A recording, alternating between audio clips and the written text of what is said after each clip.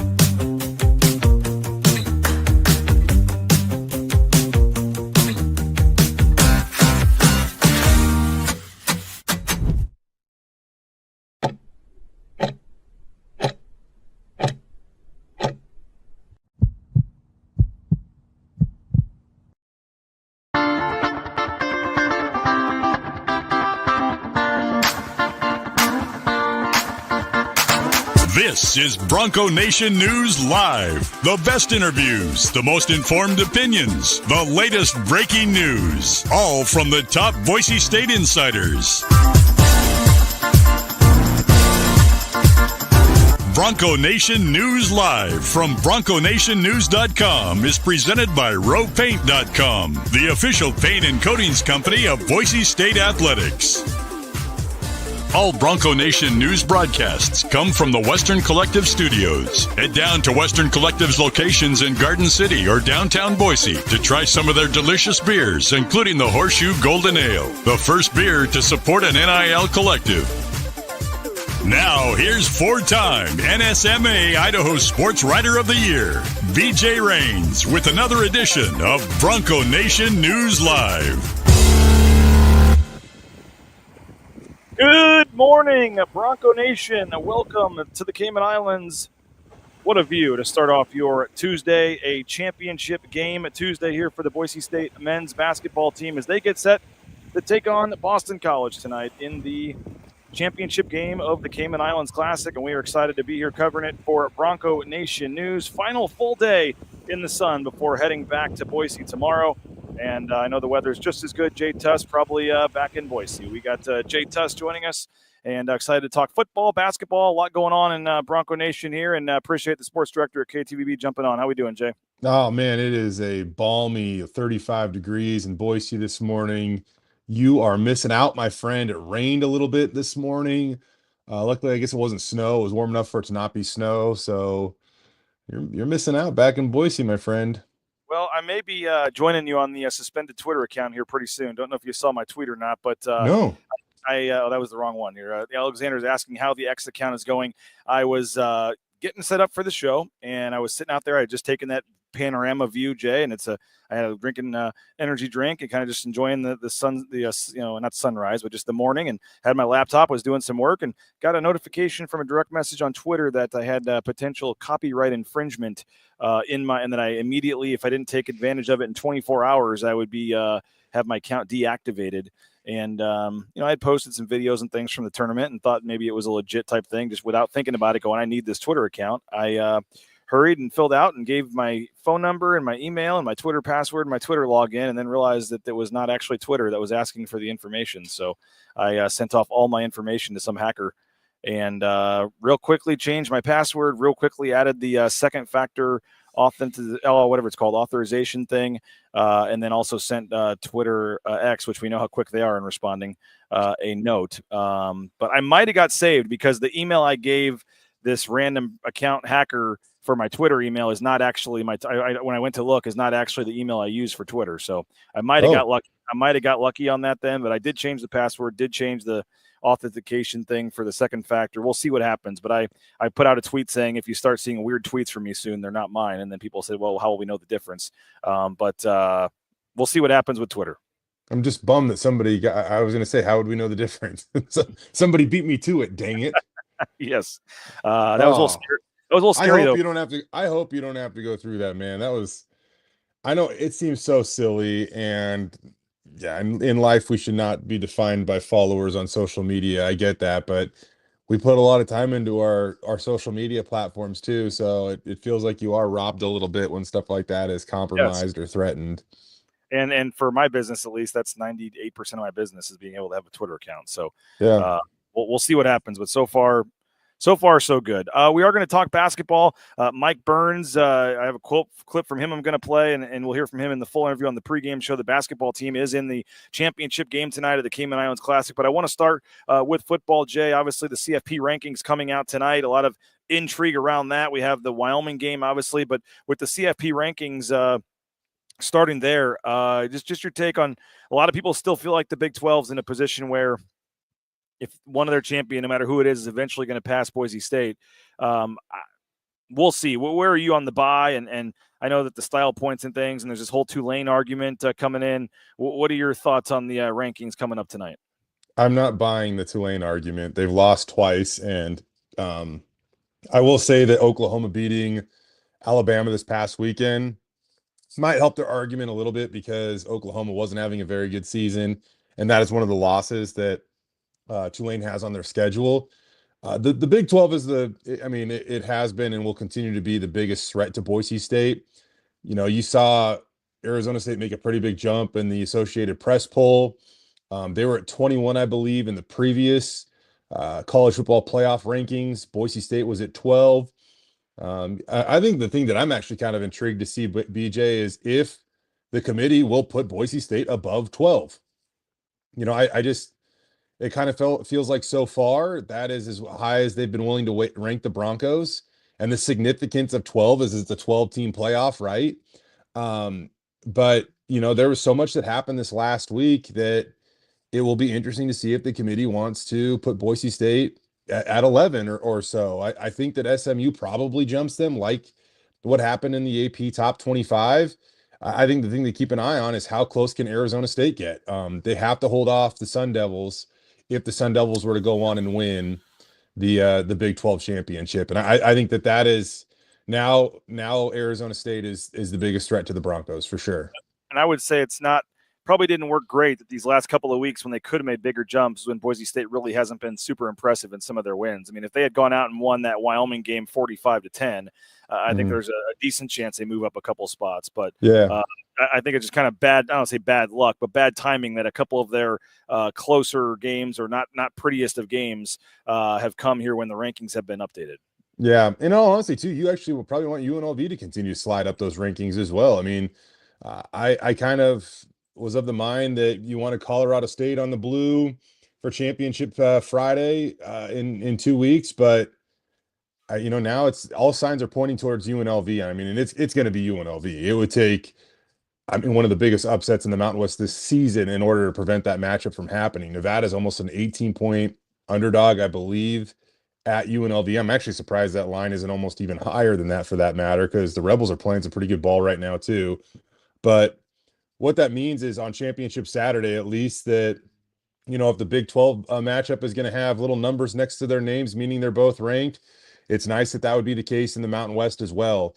And you couldn't argue that, Boise State beat a bad team on conference championship weekend. They would beat if they were to, it would be a really, really good UNLV team that has a win over Kansas, who has wins over two teams that are still in contention to be Big 12 champs. So all that stuff, they're going to be splitting hairs at the end of this thing in order for Boise State to maybe get that first round bye. And all those things add up. All those things matter. Got a super chat here from Taylor. Gave us $9.99. Appreciate it. I guess half of that has to go to you, Jay. So Boise is relevant in football again. Basketball team looks deep as we've ever had. Women's soccer, basketball have also been doing well. Is this the best Boise State athletics season ever? Taylor, not necessary, but appreciate the donation there.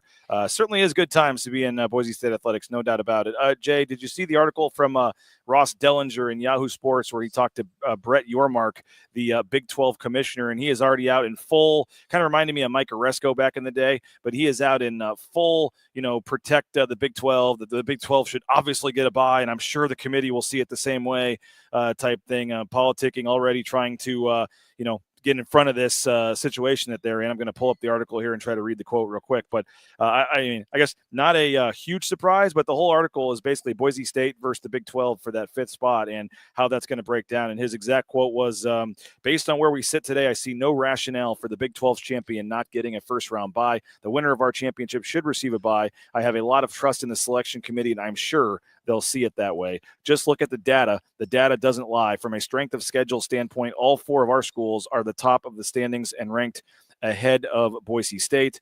He also mentions Arizona State defeated Wyoming by 41 points. BYU beat them by 20. Boise struggled against Wyoming in a 4-point win. There is no rationale for us not getting the bye.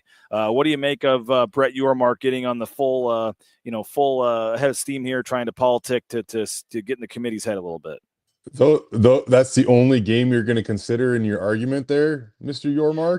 It is mentioned in the story in the very next sentence, I believe, that with Washington State and then them beating Texas Tech. There's some other ways you can look at it. Yeah, there are a couple other results in there that you could look at, and I'm sorry, I think that we all have learned it's fun to look at transitive property in college sports, but at the end of the day, it doesn't mean jack. That's why we have a college football playoff, so we don't have to play all these ifs and whats and all that stuff. And anybody that's on either side of their argument is obviously going to make a case for itself. And I know I saw you give a little LOL to somebody out of Arizona last night and saying that this shouldn't even be a debate. Arizona State should be ahead of Boise State. Why? Because they finally showed up to the 2024 football season. Now, that being said, I'm actually very complimentary of Arizona State. I think that's actually a matchup. And I've said this for the last couple of weeks. I mean, I said Arizona State was going to beat BYU. I think Arizona State's probably the best team in the Big 12 conference right now. I think they have actually some similarities to Boise State where they have, BJ, if they could ever have that matchup line up in the college football playoff, you would have their running back versus Ashton Jeanty. You would have, their head coach is awesome. On a podium with Spencer Danielson. That would be electric. They're 2 really good football teams. I think that would be actually a really, really fun matchup to watch. I also think that Boise State is more deserving of a first-round bye than them because they have a couple of losses on their resume. And Boise State at the moment, they still only have 1. And winning should matter. It should. Boise State played bad last weekend and they still won. Finding ways to win when you're not supposed to or when you don't play your best ball, that still is actually a quality attribute that shows how good a team is, where you just roll up the sleeves and slug it out and you find a way to win so you don't jeopardize your season, or at the very least put it in the hands of the committee to make a decision that you fear which direction they'll lean. Tyree says, did those teams play in Laramie? No, both those games were at BYU and whoever the other team was that he mentioned there. They both had the home games, right? Yeah. So, I highly doubt the Big 12 teams were going to Laramie. Gloria Navarez should be talking up the Mountain West. Actually, in the article, it said that she declined to comment other than to provide stats or something. So I'm not sure why she didn't want to get into that debate. Spencer Danielson, actually, Ross Dellinger talked to Spencer Danielson for the article, and he actually said more than he's said in the past about the bye and all that. But he said, we're going to leave that up to the committee. We have 2 games left. Our record speaks, what we've done speaks for itself. Actually, BJ, real quick. I actually was planning on talking about that on my pregame show last week, but I got crushed by the friggin' flu over the weekend and had to sit that one out. But I actually kind of mentioned that to Spencer last week too, during the midweek press conference, and I just said, when they've been so focused on their mantra of the next one is the most important because it's the next one, or whatever the heck it is that we've heard a billion times this season. But he basically, and I always say that, he didn't say much more than what you just said there, BJ, but he basically said at the end of this thing, like, if whatever happens to us, like, I'm like, it is what it is. And I'm not ever going to look back and say, we didn't tweet enough or talk enough or anything like that. That's not going to be the reason why we get left out. And part of me agrees with that, but part of me doesn't too, man. Like, it's also a little scary. Like, you even look at the Heisman race right now, and if anything, I'm actually gaining a little bit more confidence for Ashton Jeanty, because any poll you like, if it's an ESPN Heisman House poll or some random CBS poll, Ashton Jeanty's usually winning the public vote on those things. Le'Veon Bell, Micah Parsons, there's some Michael NFL Parsons, guys. Yeah, there's some NFL guys that are like, they don't even think it's up for debate right now of who the Heisman is. But I think the kind of the scary thing is that, like, there's just also an interesting amount of media buzz and things like that behind Travis Hunter. And so I do think, to a degree, like, somebody's got to be campaigning for you.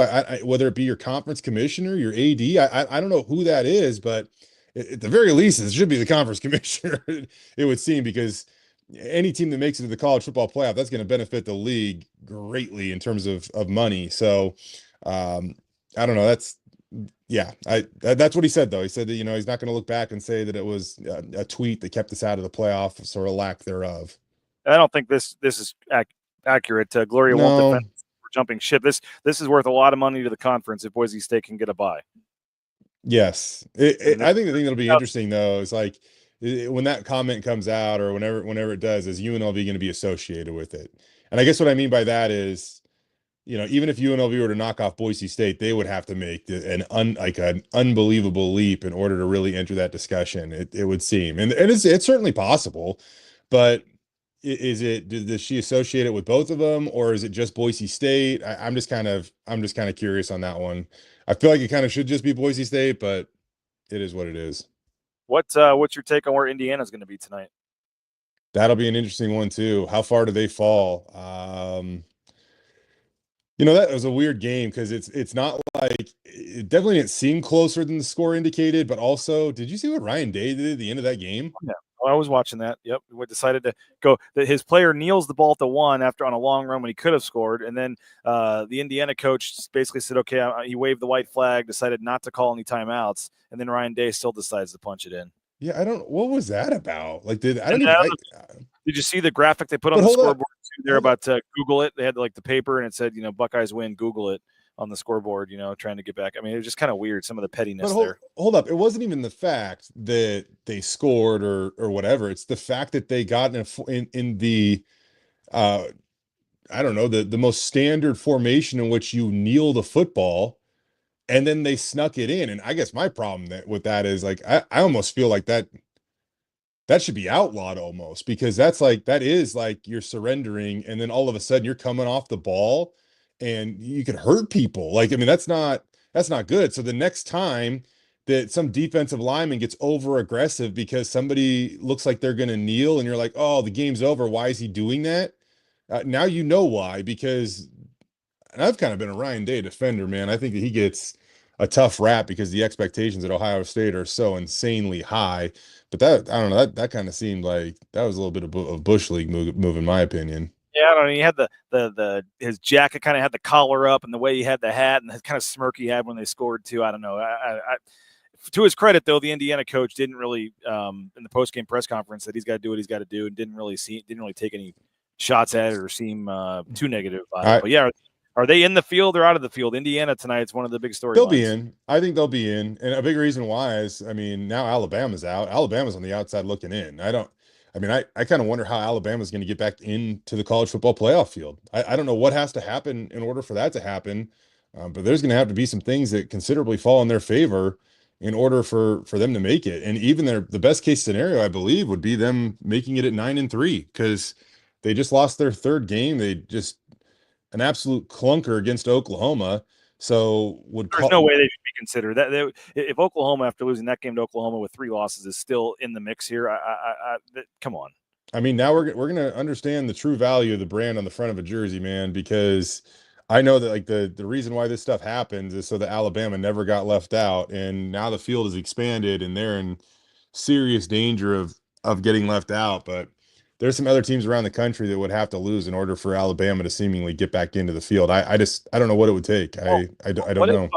What if Texas A&M beats Texas this weekend? That's, you know what, BJ, that's, yeah. Well, I was just going to say real quick, like two things from that. First, on the Texas side, Texas would be, 2 losses, and you look at who Texas has beat, really not a whole lot of great teams. Like, you could make an argument Texas shouldn't even be in the field, but they're 3 right now, so they're going to probably stay in. But their resume will not be good if they have another loss on their resume. And I know it wouldn't be a bad loss to Texas A&M, but they just don't have a lot of good wins.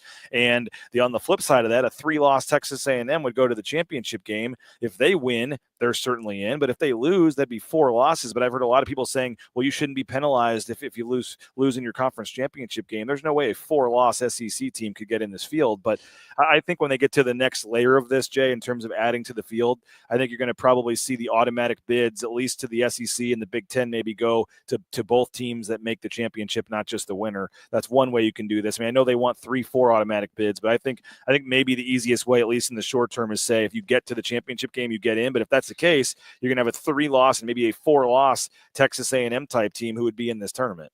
Yeah, I actually think that's a real possibility this weekend. I think Texas A&M's got a pretty good squad, man, and they suffered a heartbreaker in OT last week against Auburn, but Auburn just kind of felt due for a win, especially at Jordan Hare. So that is something that I think, we kind of anticipated college football chaos last weekend. I think that's the chaos that I'm kind of anticipating this weekend. I think that A&M's got a real shot against Texas, and that opens up a whole new can of worms and trying to decide how you're going to sort this thing out. And I'm not well versed enough in the SEC championship game scenarios to exactly know what that would mean for who actually makes the championship game. But that would just be a really, really interesting thing to see play out, BJ. And man, but like, how much more everybody's going to like knock it, or not everybody actually, but there are still people that knock the new format. How much more fun is this? We were talking about the college football playoff on this show last year. There's no reason to. No. And I think I heard on the Yahoo podcast I listened to, they counted 13 games last weekend that had some impact on all of this that would not have at all mattered if it was a 14 playoff. So you had 13 extra games we were talking about and watching. I mean, in all reality, like, you do look at it, and I know what I said earlier about UNLV, but like UNLV, they're at the bottom of the college football playoff rankings. And right now they're definitely not eliminated from making it. Like, some stuff would have to happen, but like, they're not eliminated from contention or anything like that. So like, it just shows you now, like, so you're talking about like the 23rd, 24th, 25th team in the country are still saying, hey, we got a shot with going into the final week of the regular season. Like, that's way more fun than what we've been doing. Oh yeah, no doubt. And I mean, there's still a scenario as crazy as it is where both Boise State and Tulane could get in if these Big 12 teams keep losing or somehow, and all of a sudden if a Colorado 3-loss champ. Well, let's see this week if Tulane's ahead of Colorado, and then if Colorado were to still get in and win the championship with 3 losses. Yeah. I don't think they would ever do that in the first. Brett Yormark's arguing for a bye now. I mean, maybe they say screw him, we'll just leave his team out completely. But I mean, I think that the chances of that happening are 0.001%, but they're in year one, especially, to leave out a power team completely, but power champion. But there is a scenario; it's just 4 highest, and so if Tulane and Boise State were both higher than the Big 12 champion, they would both be in. I do want to flip this to the game, Jay, and then I do want to finish up talking basketball. But did you have any final thoughts on this? We think Boise State will be firmly in the 4 spot tonight, but we're looking at how close Arizona State is. Yes, I got two quick questions for you, so you're going to decide how fast we move through them. Okay. How far off is Kansas from being the best team in the Big 12 at this point in time this season, you think? Somebody sent me a text saying, I know this is crazy, but should they be ranked this week? And I'm like, no. It's probably not. I don't mean, because they're out of it with their record. But like, with the way they're playing right now, there's not many teams in the Big 12 I want to take them against. Well, they've already beaten the 2 highest ranked or whatever. I mean, They beat BYU, they've beaten Iowa State, they've beaten Colorado, they've beaten the 3 highest ranked, I guess. Yep. They lost to Arizona State, but that was one of their earlier games in the season where they had a chance. They were winning, I think, in the 4th quarter and then let it get away. I mean, literally every game they've played at some point in the second half, and I think in all but one in the fourth quarter, they were winning the game. So, I mean, they very easily could be sitting there with, and it's all, whatever. It's not. They have the 6 losses. I get it. I'm not trying to make excuses, but they had, their quarterback hadn't played in 2 years, was kind of rusty early on. They gave up the touchdown to, they played terrible, like 4 interceptions to UNLV. The Illinois game, they certainly should have won. And I think, Jay, the UNLV and Illinois games back-to-back weeks kind of, ruined any chance at the playoff, all that stuff. So I think that kind of led to a snowball of some of the other games. If they had just won one of those games, and probably the UNLV game, I think the season goes completely different. And so I do think that was just a tough. You give up a touchdown with a minute to go to fall to 1-2 on the season. I think that kind of led to some of the other losses. But yes, I think they're a darn good team, and if they can beat Baylor. They can beat Baylor on Saturday, which it's at Baylor. It's another close game, but they could still go to a bowl game. That'd be big. That'd be pretty cool for Devin. Hey, everyone wants to talk about Ashton Jeanty, man. Devin Neal's a pretty darn good running back too. I had a tweet about him this week. He was national player of the week. It's interesting that a running back was the most valuable player on the field that day. Interesting. Anyways, my last quick question for you there, BJ. When it comes to the Big 12, we know we need chaos. Like, we know, like, if anything, maybe you do want Colorado to win the Big 12 now. I mean, now they got 3 losses, but what is the most likely? And I know there are a ton of scenarios, but as succinctly as you can, is there kind of just like a most likely Big 12 championship right now, that matchup that we can anticipate? No. Like, I know there are so many scenarios, but like, if you just look at it, should it be Arizona State and BYU again, or like, is it just? I think that's probably safe. Yeah, I honestly don't know. I know they sent out something today or the other day saying there's like 9 teams still alive, and it's all absolutely wild. But I was just trying to see if there is anything. If 2 teams are tied, it's the 2 teams that are 7-2. Right. 3 teams. Crazy. If there's a 4-team tie, it's Arizona State versus Iowa State. 8 teams are still somehow alive. 8 teams. So maybe, I don't know, maybe if Iowa State can win this thing, I would feel pretty good about Boise State's chances of getting a bye. Yeah, I think Colorado is. I think you actually want Colorado if you're Boise State fans. I don't think a 3-loss Colorado can jump Boise State at this point. I really don't. I agree. I think Boise State's in a really good spot. I think some people still think that they could get past. We'll they'll have a ranked win, I guess, whoever they beat at the end of the season. But if Boise State, maybe that's where it does help that they're going to play UNLV. Which is, I think, is going to be a very scary game. But I think it's a scary game, man. Maybe playing the tougher ranked team will help them have another marquee win over the committee, whether UNLV would stay in those rankings or not. Let's move forward. Talk about I want to talk about the Wyoming game, this Oregon State game briefly, and then switch and finish up with basketball. But I do want to thank a couple of our great sponsors here. Western Collective. Make sure you check out the Western Collective Brewery in Garden City. You can check them out. The Horseshoe Collective Golden Ale and Orange Chaos Seltzer at Albertson Stadium or Extra Mile Arena. Highly recommend the great beverages at Western Collective, all of them. But if you Western Thunder is a great beer as well. But if you support the Horseshoe Collective by purchasing the Golden Ale or the Orange Chaos Seltzer, and a portion of the money goes back to the student athletes at Boise State via the Horseshoe Collective. Our title sponsor is roepaint.com. Check them out, roepaint.com. All your painting needs, whether it's those concrete coatings, interior, exterior painting. They got all those great options there with Andy Rowe and company at roepaint.com. So perfect time right now to schedule your winter painting project at roepaint.com. Idaho Central Credit Union, ICCU.com. Check them out. Idaho Central Credit Union. There's a branch pretty much on every corner, but the easiest is the mobile eBranch online banking right there on your smartphone app. Check them out, ICCU.com, or like I said, look to the nearest corner and you'll probably find an Idaho Central Credit Union branch. Matt Bauscher, Bauscher Real Estate, #1 ranked realtor in the Treasure Valley. Yet again is Matt Bauscher, and I saw firsthand why that was the case. Our family bought and sold our home using Matt and his team, the personalized service. Matt came out there himself multiple times. His whole staff, Cade, Kelly, Sarah, did a tremendous job. Great customer service every step of the way, and no home is too big or small for Matt and his team. So they're now part of the Boise State home team. They continue to invest in Boise State, and so return the favor, and you can do that at BauscherRealEstate.com. And I'll tell you what, some of our sponsors, we'll get into it later, have been involved in the NIL game and getting guys like Javen Buchanan and Dylan Anderson here. So you're liking what you're seeing. Folks like Matt Bauscher and Travis Hawks and company deserve a lot of the credit. So return the favor, Bauscher Real Estate, next time you're looking to buy or sell that home. And Ridley's Family Markets, shopridleys.com. Shopridleys.com.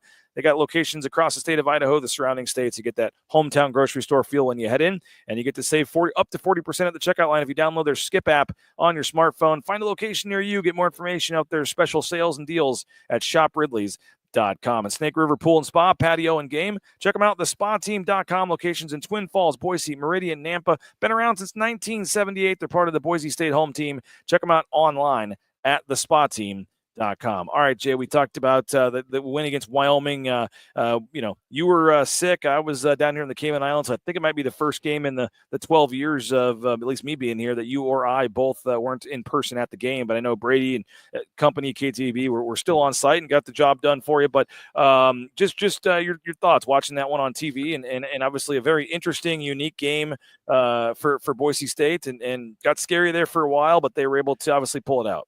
Yeah, that was scary for a while, man. Fourth quarter, Ashton Jeanty kind of saves the day with a couple of big runs. And it was so funny because Ashton made it look, I mean, the 61-yarder was effortless, it seemed like, that he broke off. The final drive where he broke off like 3 big runs, a couple of stiff arms. I mean, Ashton looked like a man amongst boys. He made it look so easy that it almost made you just for a minute go, well, why didn't they just do that earlier, right? But eventually they get it down into the red zone, in the low red zone. Breezy punches it in for the game-winning score, and Boise State gets the stop they need going the other way in order to win that game. I mentioned this at the beginning of November. Winning in November is tough. Just win. Just win. All you got to do this time of year, especially the way that it looks for Boise State. And the thing that I think was interesting, BJ, is you go back and you look at some of the other close calls, and Tom Scott brought up and arguably the best season in Boise State history. 15, almost 20 years ago now, Boise State had a 17-10 win over Wyoming that year at Wyoming. The last time Boise State scored 17 points in a game and won that game, 2020. In Laramie, right? They won 17-9. These games they kind of happen, and it's important to win them. One other game stood out to me, and I think this one might be the most relevant, to be honest with you. And it doesn't necessarily have to do with Wyoming. In 2016, Boise State was, chasing another Fiesta Bowl type bid. They were 20th in the country. They were 10-1, and they went to Air Force. I don't mean to put you on the spot, BJ, but do you remember that game at all? Oh yeah, 7 turnovers. Yep. No, that was that 7? That was 4. That was 14. Oh, so that was 14 in 2016. Yes. It was like the weirdest, clunkiest game. Brett Rippon got stuffed at the goal line 4 times, or they got stuffed on 4th goal and lost. Yep. Brett Rippon threw for over 300 yards, but had like 9 completions. He was like 9 of 27 or something. Sun was in one of the angles, and so the whole first half they were throwing right into the receiver's eyes or something with the sun. I do remember that game. They made a big comeback in the 4th quarter. They lose on the goal line, and then they would have got in with a tiebreaker because like New Mexico beat somebody right after that. Yep. Okay. So exactly right, and why it is just another reminder why winning ugly is better than losing ugly. Because by not pulling out that game on the road, it changed the trajectory of Boise State's season, changed everything. They ended up going to playing Baylor in a bowl game. I think there were some disinterested individuals in that game, if I'm being honest, and they get blown out by Baylor. And the reason why I bring up that game, Boise State was 1 of 10 on 3rd down against Wyoming. It was their worst 3rd down performance since going 1 of 12 against Air Force in 2016. And completely unideal, but finding a way to win ugly is way better than losing ugly. And because Boise State was able to somehow get that last touchdown and then get a defensive stop and get off the field, I mean, how different does this season look? I mean, we're staring at another must-win scenario in the Mountain West Championship game just to go back to the LA Bowl. Like and now we're talking, and today we're still talking about a potential first-round bye in the college football playoff. I mean, just a massive swing that, even though it was not ideal against Wyoming, you can't overlook the ability to just frickin' win. What's I don't want to spend too much more time on this. I do want to spend some time on basketball, but just one final football thought from you. You can take it any direction you want, but I know statistically that was one of Maddox Madsen's poorest games of the season. I know that they didn't give up a total large number, but some big passing plays again, going against some special teams, another missed field goal, another fumble on a kick return. Any just single takeaway from that game you want to hit on? Kind of like that Air Force game, BJ. Bad on third down. Air Force that day killed Boise State in time of possession. Boise State got crushed in time of possession against Wyoming. A bit of a tip of the cap to the Cowboys for just executing their game plan and coming really, really close to an upset. But it all comes back to staying out of third and long. I mean, this team just isn't built to survive a number of third and longs in a game. And Maddox Madsen bailed them out a number of times at San Jose State the week prior. But they got to stay out of third and long, especially when you go up against teams like Wyoming, who like the one thing they do well is get off the field on third down. So they'll be better. And now, BJ, moving it forward real quick, kind of this is, you know what? If there was ever a trap game, like I really do believe this is the trap game. This is just, it is such a weird placement of a game. Oregon State hasn't been that great this season yet after they upset Washington State last weekend. They're still fighting for bowl eligibility, so that's significant for the Beavers. If the Cougars would have cut the head of the snake off last week and prevented that from happening, I think that Oregon State would have been much more lifeless on Friday, but now they're playing for everything still. So, but conference plays over. You got the conference championship next week. You pretty much already know what that matchup's about, and it's going to take everything to get past UNLV. The college football playoffs are just beyond that. This is just a 10 a.m. kickoff, senior day. This is just kind of a weird feel for me, BJ. So I have the opposite. I have the opposite take. I don't think this game's close. I mean, I thought the Wyoming game. Right. I thought that'd be the case in the Wyoming game too. So I haven't really been predicting them great this year, but I think that they've had their couple wake-up calls. You're back at home. I feel like this is going to be a game they just know they have to get right and play well and not worry about next week. I'll cap it with this. Boise State has won 10 straight games at home. It's one of the longest active home winning streaks in the country. In those 10 wins, their average margin of victory, almost 3 touchdowns. They are back to successfully defending the blue at the rate that is the standard of the program. Simply said. Too big. Hey, we've said it all along, Jay, but 2 home games to go to the 2 home games. You win 2 home games, you're likely getting a bye into the college football playoff. Who would have ever thought that? And everybody would have taken that before the season. So I don't know. You're exactly right. But still, one of my coolest stats of the day, I actually believe centers around the basketball team.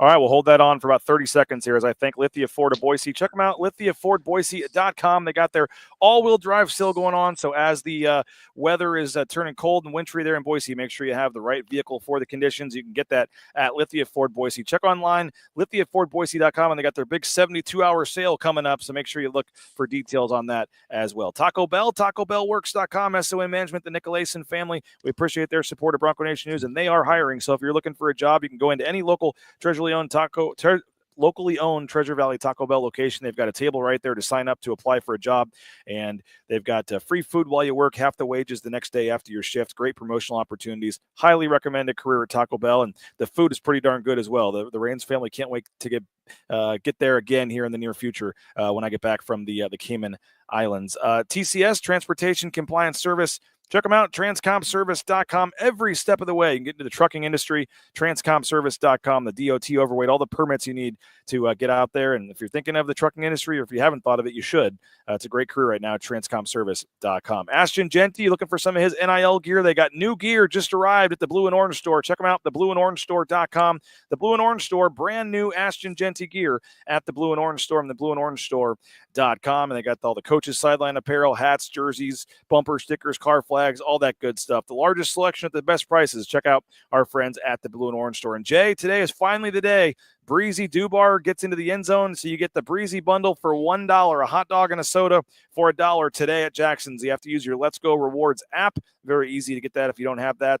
But you get a hot dog, a soda, I think a banana as well for $1 today. Get out to Jackson's today and get your hot dog and soda for $1, courtesy of our friends at Jackson's and Breezy Dubar for getting into the end zone. Speaking of food, can't wait to get back and get some Lean Feast as well. LeanFeastMeridian.com, 10,000 combinations of steak, shrimp, chicken, fish, so healthy, so delicious, and I just love the easiness of it. You pop it in the microwave for 2 minutes, and you're eating surf and turf.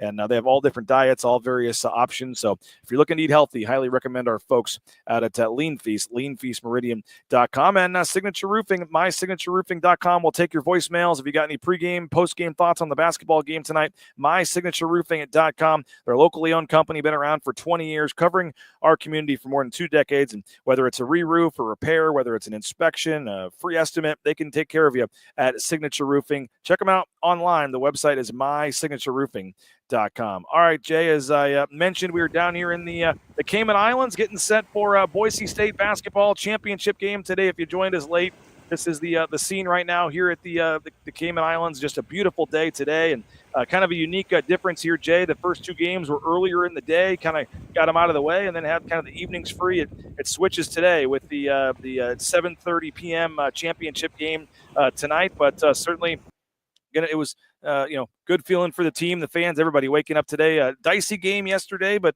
I think South Dakota State's going to prove to be much better than maybe what the record and the point spread and all that showed. But Boise State, for the first time in the Leon Rice era, a chance to win a championship tonight. Yeah, that'll be pretty cool. Man, how about the bench?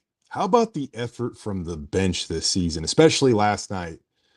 I mean, I'm confident in saying, BJ, this last year's team, I don't think they pulled that one out, man. Like, with Omar Stanley in foul trouble all game, I don't know if they have the depth last year to survive such a hot shooting team like South Dakota State. Like, I think this team might be built a little bit different. I have a tremendous amount of respect for last year's team, but like, I'm just saying, like, this team is so much deeper. I think that the true freshman out of Idaho, Julian Bowie, he is everything.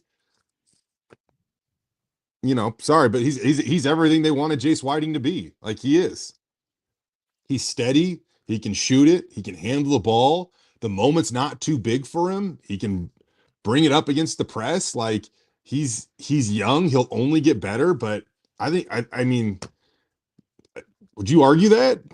No, I think that's fair to say. I mean, there's just not like this mass. I mean, hey, Alvaro's great. Don't get me wrong here, but there's not just like this drop off that you can't, overcome when your starter goes to the bench. Like, he's done a good job. And then Javen Buchanan, 28 points. Are you kidding me? Like, off the bench, dude was unreal.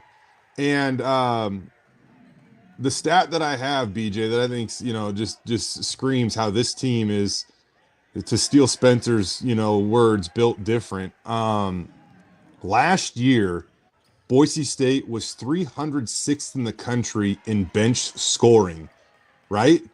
Yep. They scored 461 bench points in 33 games. And, I haven't gone back and broken it down. Like, how many of those actually were in conference play? 461 points from the bench in 33 games. Well, they have 162 bench points already this season. So they're over 35% of the way to last season's total when it comes to bench points, and they have played 6 games. That's pretty impressive. I mean, I don't know. You might know better than me, Jay, but I can't remember the last time that the bench outscored the starters. That I don't know that. I kind of mentioned that on Twitter yesterday too. Like, I was going to say, like, things I never thought I'd tweet, felt like it was a little too harsh, kind of backed it down. But in all honesty, things I never thought I'd tweet was the Boise State bench outscoring the starters. That's just something that we haven't really seen here, especially in a meaningful, close game in the Leon Rice era. So to see that support off the bench, that is massive. And it shows that, once they get into conference play, they're not going to have to grind their starters for 37, 38, 39 minutes like they've had to do in the past, which I've said will make a big difference when it comes to, the conference tournament and the NCAA tournament. All that adds up. If all of a sudden Tyson Dagenhart has 100 less minutes on his body going into the NCAA tournament, that adds up. That is a difference. And some of those minutes too are hard, like intense minutes, right? And if this team can provide some depth off the bench and take some wear and tear off the body, like that is what it's going to take, I think, for this team to go win a Mountain West tournament and to make a run at the NCAA tournament and do things like that. They do have to play a little bit better. They weren't perfect yesterday by any means. Kind of like the football team, though, survive and advance. A little more perspective on that bench stat, BJ, though. Yeah. Like I said, they ranked 306 in the country last year in bench scoring. This year, after last night's performance, they're up to 110th. And I know like fans might be like, well, 110th in the country, that's not great. There are so many teams in college basketball. So like if you kind of adjusted that, calibrated it to a college football scale with how many teams are in college football, it'd basically be like being ranked like 30th or 35th in the country in a stat. Top third or so. Yeah, to where being ranked 106 is being like it'd be like being ranked 306. It would be like being ranked, 110th or 100th in that stat. So that is a massive jump so far. Can they sustain it? We'll see. Will they make rotational changes and things like that, depending on what they like moving forward? Potentially. But I'm just saying that is maybe the biggest difference on this team. And then it all came down to a free throw.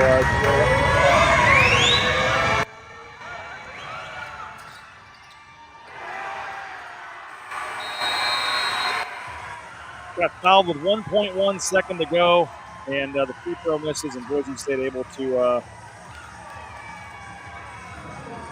get the win there.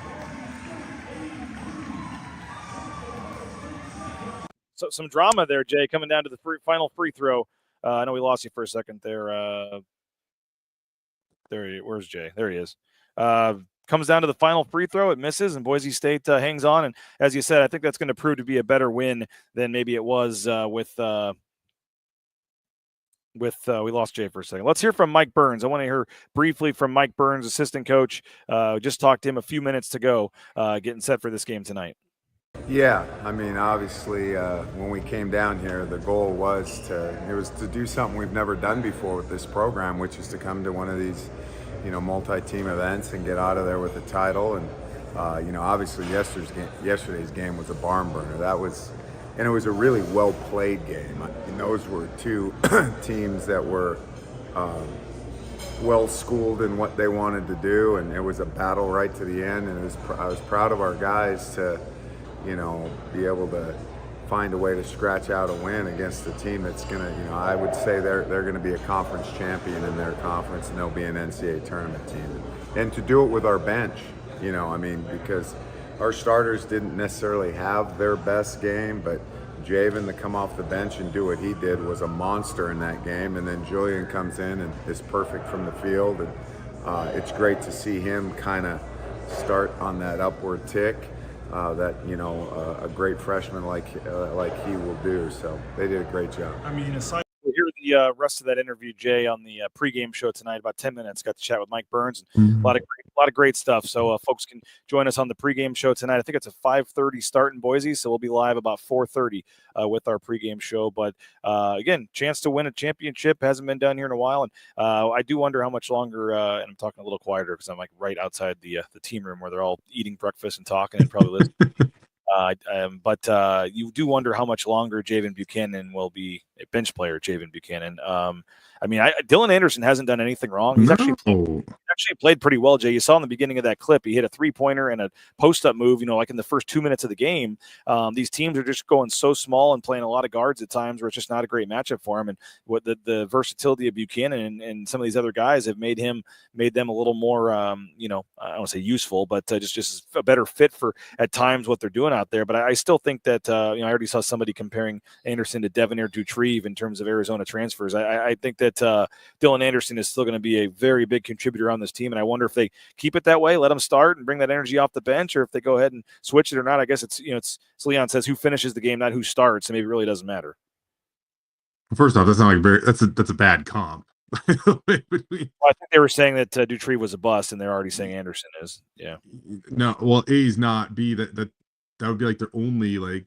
That and the fact they came from Arizona, like I don't know, that's a bad. I mean, there are different stories there, different baggages, a lot of different stuff there. That'd be a different comp there for sure. I don't love that comparison. Yeah, but I'm just saying, BJ, we were texting about this like 2 weeks ago, so Jay's not right very often, but he may have pulled one out saying that you were wondering about Javen